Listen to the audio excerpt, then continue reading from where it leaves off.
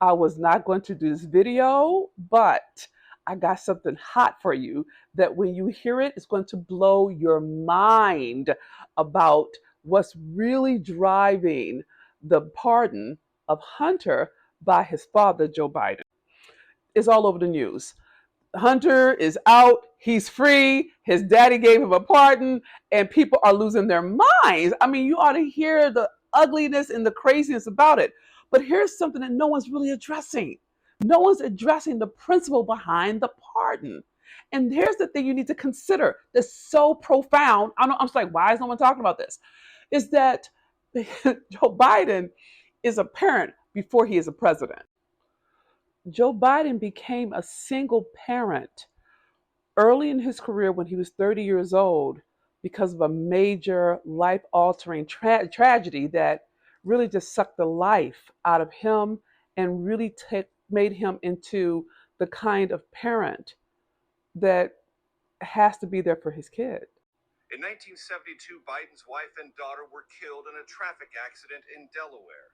Beau and his brother Hunter were seriously injured. Joe Biden, age 30, had just been elected to the Senate. This broke my heart when I realized that since he was 30 years old and his first wife died and his daughter died and his sons were injured in his accident, that he took on parenting as his calling. He's not just a dad, he is a survivor dad. He is a my children will never starve kind of dad.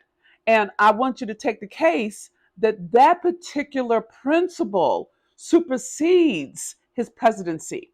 It supersedes everything that we're measuring because we're not dealing with the trauma that's attached to his parenting. So when we think of his parenting, you got to contend with that in a lot of ways, Hunter is his prodigal son. Okay? He's been an addict, he's been a problem. He was a lot of things. He was a human being who was wounded, but he wasn't what I would call the golden child. I would call Beau Biden's golden child. He was charismatic, he was warm, he was posh, he was polished.